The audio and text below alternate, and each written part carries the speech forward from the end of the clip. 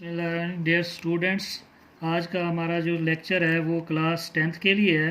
आज हम स्टार्ट करेंगे यूनिट 1 से। यूनिट 1 जो है वो क्वाड्रेटिक इक्वेशन के लिए है, जिसे हम उर्दू में दो दर्जी मसावात कहते हैं। क्वाड्रेटिक इक्वेशन में सबसे पहले हम उसकी डेफिनेशन पढ़ेंगे। डेफिनेशन में हम क्या लिखेंगे कि ऐसी मसावात जिसकी डिग्री जो है वो कम से कम दो हो और ज़्यादा से ज़्यादा भी दो हो, यानी मैक्सिमम भी वो दो हो और मिनिमम भी दो। तो ऐसी मसावात को हम क्या कहते हैं? दो दर्जी मसावात या क्वाड्रेट में। An equation which have highest degree of two is called quadratic equation. यानी इसकी डेफिनेशन आप इजीली बना सकते हैं कि भाई ऐसी मसावात जिसकी डिग्री जो है ना आप वो मैक्सिमम जो है दो हो, तो उसे हम क्वाड्रेटिक इक्वेशन कहते हैं। जो स्टैंडर्ड क्वाड्रेटिक इक्वेशन है वो है a x square plus b x plus c is equal to zero. हम इसको जो है ना एक्स वेरिएबल में क्वाड्रेटिक इक्वेशन कहते हैं और उसकी डिग्री मैक्सिमम क्या होनी चाहिए? टू होनी चाहिए। अब ये ए एंड बी और सी जो हैं ये असल में हमारे पास क्या है? ये कोफिशिएंट्स हैं, यानी कोफिशिएंट्स भी हम कह सकते हैं इन्हें, और हम इन्हें कांस्टेंट भी कहते हैं क्योंकि ये मुस्तकिल मिकदारें होती हैं, यानी जो चेंज नहीं हो सकती। जबकि एक्स जो है वो वेरिएबल है। वेरिएबल वो होता है जिसकी आप वैल्यू चेंज हो जाए। जहाँ आप एक्स की कोई भी वैल्यू ले सकते हैं। अगर आप एक्स की वैल्यू ज़ीरो लेते हैं तो आपके पास ये कांस्टेंट में इक्वेशन बन जाएगी, सिर्फ एक टर्म में आ जाएगी इक्वेशन। और अगर आप एक्स को यहाँ पे जो है ना बी को ज़ीरो ले लेते हैं, अगर ए को ज़ीरो लें तो हमारे पास ये 1 डिग्री इक्वेशन बन जाएगी। और अगर हम इसको जो जैसे हमारे पास ए एक्स स्क्वायर है प्लस बी एक्स है plus c is equal to zero, if a is equal to zero then ये 1 डिग्री इक्वेशन बन जाएगी हमारे पास। यानी ऐसी इक्वेशन जिसकी मैक्सिमम डिग्री क्या है? 1 वेरिएबल की, जिसमें वेरिएबल की डिग्री हमने असल में देखना होता है वेरिएबल जो मुतगैर, जिस मुतगैर में ये इक्वेशन है उस मुतगैर की मैक्सिमम डिग्री अगर 2 होगी तो वो क्वाड्रेटिक इक्वेशन है, और अगर उसकी मैक्सिमम डिग्री 1 है तो हम क्या कहेंगे? ये 1 डिग्री इक्वेशन है, या उर्दू में हम कह सकते हैं यक दर्जी मसावात है। अब हमारे पास क्या है जी कि ये इसमें हमारे पास जो है अगर हम b is equal to zero कर दें तो हमारे पास क्या आ जाएगा? हमारे पास आ जाएगा a x square plus c is equal to zero. ऐसी इक्वेशन जिसके अंदर हमारे पास बी ज़ीरो हो जाए वो इक्वेशन क्या कहलाती है? हमारे पास प्योर क्वाड्रेटिक इक्वेशन कहलाती है। तो इसे हम क्या कहेंगे? प्योर, जिसमें हमारे पास एक्स की वैल्यू ना हो, एक्स स्क्वायर हो और आखिरी कांस्टेंट नंबर हो, तो उसे हम कहते हैं pure quadratic equation. Quadratic equation.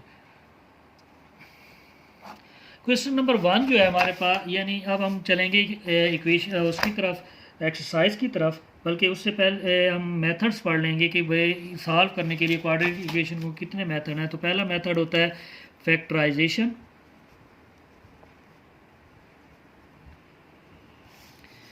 Second है कंप्लीटिंग स्क्वायर,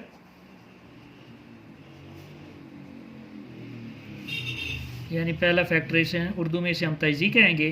कंप्लीटिंग से मुरब्बा मुकम्मल करने के तरीके से, मुरब्बा मुकम्मल करने के तरीके से। थर्ड वन है हमारे पास वो है जी क्वाड्रेटिक फार्मूला, क्वाड्रेटिक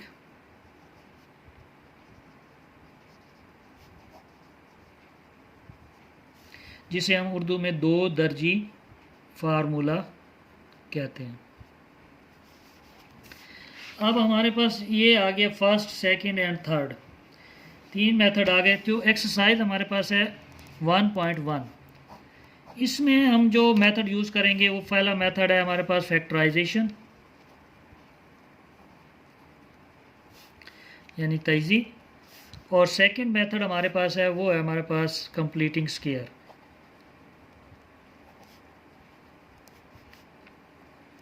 जिसे हम कहते हैं मुरब्बा मुकम्मल करने के तरीका से।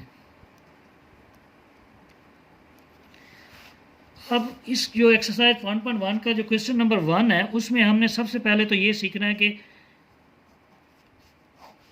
क्वाड्रेटिक इक्वेशन बनाई कैसे जाती है।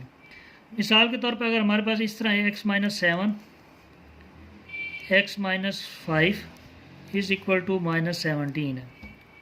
अब हमने पहले इसको क्वाड्रेटिक इक्वेशन में चेंज करना है। वो कैसे चेंज करना है? पहले हम क्या करेंगे, x को x से मल्टीप्लाई करेंगे। हमें पता है कि जब वेरिएबल सेम हो तो उनकी पावर क्या हो जाती है, ऐड हो जाती है, तो एक्स स्क्वायर आ जाएगा। यहाँ हम लिख देंगे एक्स स्क्वायर। उसके बाद हम क्या करेंगे, इसी x को 5 से मल्टीप्लाई करेंगे। ये प्लस का है, ये माइनस का है, तो -5x आ जाएगा। फिर -7 को लेंगे, इससे मल्टीप्लाई करेंगे, तो हमारे पास -7 जब x से मल्टीप्लाई होगा तो -7x आ जाएगा। उसके बाद हमारे पास क्या है, माइनस को जब माइनस, अब हमारे पास जो है ये होता है, जब माइनस को माइनस से मल्टीप्लाई किया जाता है वो प्लस हो जाता है, जब माइनस को प्लस से मल्टीप्लाई किया जाता है तो वो क्या हो जाता है, माइनस। अगर प्लस को माइनस से मल्टीप्लाई किया जाए तो वो भी माइनस होता है, और माइनस को प्लस से मल्टीप्लाई किया जाए तो प्लस होता है। ये यानी साइन जो है ना, इसका मतलब यानी माइनस की वैल्यू को माइनस की वैल्यू से मल्टीप्लाई करें तो प्लस में आंसर आएगा, माइनस की वैल्यू को प्लस से मल्टीप्लाई करें माइनस में आएगा, चाहे प्लस को माइनस की वैल्यू से मल्टीप्लाई करें तभी माइनस आएगा। जब तक दो प्लस वैल्यू प्लस किया तो वो जो आंसर प्लस में आएगा। अब -7 को -5 से मल्टीप्लाई करें तो माइनस प्लस हो जाएगा, 7 5 35, यानी 7 को 5 से ज़रब दें तो 35 आता है, -17 आ गया। अब x स्क्वायर आ गया। अब ये माइनस का है। अब हमें पता है कि जब एडिशन और सब्ट्रैक्शन की बारी आती है तो उसमें हम देखते हैं कि अगर दो एक जैसे साइन वाले हैं और उनके वेरिएबल भी सेम है तो वो हमेशा ऐड होंगे। जैसे -5x है, -7, ये दोनों सेम हमारे पास है, सेम साइन में है, तो इसलिए ये ऐड होंगे, और जो साइन आएगा जो दोनों के साथ है वही आएगा। 5 और 7 12 हो जाएगा। ये वेरिएबल जो है सेम, ये ऐसे ही आ जाएगा, क्योंकि हमने यहाँ जब दो सेम वेरिएबल वाले कोफिशिएंट ऐड होते हैं तो सिर्फ कोफिशिएंट ऐड होते हैं, जबकि जो उसका वेरिएबल यानी मुतगय्यर है वो ऐड नहीं होता, यानी जमा नहीं होता। अब ये आ जाएगा -12x + 35, -17 को जब इधर लेके आएंगे तो +17 हो जाएगा, = 0। अब हमारे पास क्या आ गया, x स्क्वायर -12x, 35 को 17 में ऐड करें तो आंसर क्या आता है हमारे पास, वो आता है हमारे पास 52 = 0। अब ये जो शेप है ये हमारी क्या आ गई, ये हमारी आ गई क्वाड्रेटिक इक्वेशन। अगर इसमें से ये मिसाल के तौर पर ख़त्म हो जाता तो हम ये कहते प्योर यानी खालिस दो दर्जी मसावात है, प्योर क्वाड्रेटिक इक्वेशन है। ये ख़त्म हो जाता तो ये हमारे पास क्या है, डिग्री 1 की बन जाती। लेकिन इसमें क्योंकि हम क्वाड्रेटिक पढ़ रहे हैं तो हमेशा क्वाड्रेटिक इक्वेशन ही बनेगी, लेकिन हो सकता है दरमियान वाली मिसिंग हो तो वो प्योर हो जाएगी। तो क्वेश्चन नंबर 1 में हमने क्या करना है, यहाँ तक करना है, यानी जब इक्वेशन बन जाएगी तो ये इसका आंसर आ जाएगा, ये इसका आंसर आ जाए। तो ये क्वेश्चन 1 जो है ये भी शॉर्ट क्वेश्चन के लिए, क्वेश्चन 2 भी जो है वो भी शॉर्ट क्वेश्चन के लिए। क्वेश्चन 2 में हम क्या करेंगे, यहाँ तक चीज़ या हमें बनी बनाई दी जाएगी यानी क्वाड्रेटिक इक्वेशन, या हमें क्वाड्रेटिक इक्वेशन को यहाँ तक बनाना होगा और बनाने के बाद उसको सॉल्व करना होगा। तो मिसाल के तौर पर हमारे पास एक इक्वेशन आ गई जी बनी बनाई, वो है जी x² -x और -20 = 0। अब फैक्टराइजेशन मेथड है, इसके ऊपर हम क्या करेंगे, क्वेश्चन नंबर 2 की मैं एग्जांपल दे रहा हूँ आपको। क्वेश्चन नंबर 2 जो है उसमें हमने क्या करना है, जो हमें इक्वेशन दी होगी उसे फैक्टराइज करना है। अगर वो इक्वेशन इस सूरत में होगी तो पहले हम इसको इस सूरत में बनाएंगे, यानी क्वाड्रेटिक इक्वेशन में लेके आएंगे उसको, उसके बाद उसकी फैक्टराइजेशन करेंगे यानी तयजी करेंगे। अगर वो डायरेक्ट हमें ऐसे दे दी यानी हमें दे दी गई है क्वाड्रेटिक इक्वेशन डायरेक्ट तो बनी बनाई, तो हम उसको फैक्टराइज करेंगे। फैक्टराइज करने के लिए हमने क्या करना होता है कि हम फर्स्ट के कोफिशिएंट को लास्ट की वैल्यू से मल्टीप्लाई करेंगे, यानी 20 को अगर हम मल्टीप्लाई करें 1 से तो आंसर क्या आ गया, 20 आ गया। यानी फर्स्ट जो हमारे पास x² है, x² के साथ जो कोफिशिएंट होगा वो ज़ीरो तो हो नहीं सकता, या 1 होगा या 1 के अलावा होगा। अगर 1 यहाँ कोई नहीं होगा कोफिशिएंट तो हम उसे 1 जो है ना सपोज करेंगे कि 1 ही है, क्योंकि जहाँ कुछ नहीं होता वहाँ 1 ज़रूर होता है। अब यानी जो ये 1 से मल्टीप्लाई हो तो x² ही बनेगा। अगर हम 1 भी लिखते हैं तो 1 से अगर x² को मल्टीप्लाई करें तो x² ही बनता है। अब इस कोफिशिएंट को जब हम 20 से मल्टीप्लाई करेंगे तो 20 आंसर आएगा यानी 20 आएगा। तो इसको हम क्या करेंगे, इसके 2 फैक्टर ऐसे बनाएंगे। फिर हम यहाँ देखेंगे यहाँ क्या साइन है, इस साइन को देखेंगे। अगर यहाँ माइनस का साइन है तो जो मिडल वैल्यू है ऐसे 2 फैक्टर 20 के बनाए जिन्हें माइनस करने से मिडल वाली वैल्यू बने। अब ये 20 है, 20 पे हम देखेंगे 20 पे कौन कौन से टेबल जाते हैं। तो 20 पे हमारे पास एक टेबल जाता है जी, 2 से स्टार्ट करें, 2 10 20 आता है, लेकिन 10 को 2 से माइनस करें तो हमारे पास 1 नहीं आता, क्योंकि यहाँ 1 एक्स है ना। तो अब देखेंगे अगर हम 2 10 है तो फिर हम देखेंगे इसके बाद 3 से तो होता नहीं, इसका 3 इसका है नहीं, 3 इसका फैक्टर नहीं है, तो 4 इसका फैक्टर है। 4 को किस से मल्टीप्लाई करें, 5 से, तो हमारे पास क्या आता है 20। अब 4 में से 5 माइनस करें या 5 में से 4 माइनस करें तो हमारे पास आंसर क्या आता है, 1 आता है। और दूसरा क्या है फैक्टर, वो है 5 4 20। हमने क्योंकि जो है ना वैल्यू माइनस की वो बड़ी लेनी है और प्लस की छोटी लेनी, क्योंकि आंसर हमारे पास माइनस है। आंसर अगर माइनस में हो और माइनस करने से आए तो हम हमेशा जो वैल्यू है माइनस की वो बड़ी लेंगे और प्लस की छोटी लेंगे। अब यहाँ एक्स स्क्वायर है, यहाँ आ जाएगा 5x माइनस का और 4x आ जाएगा प्लस का। ये दो फैक्टर हमने लिए। अब हमने जो दो फैक्टर बनाए अगर हम उन्हें मल्टीप्लाई करें वही आंसर आता है जो 20 आया था पहले, उन दोनों को मल्टीप्लाई करें। लेकिन अगर सब्ट्रैक्ट करें तो वो आंसर आता है जो मिडल वैल्यू है उसकी क्वाड्रेटिक इक्वेशन की। तो अब हमारे पास फैक्टर बन गए। हमने क्या करना है, जब भी फैक्टराइजेशन करनी है सबसे पहले लास्ट और फर्स्ट के कोफिशिएंट को आपस में मल्टीप्लाई करना है। जो आंसर आएगा फिर हम देखेंगे कि लास्ट वन के साथ साइन क्या है, प्लस है माइनस है, और जो मिडल वैल्यू है वो माइनस की है या प्लस की है।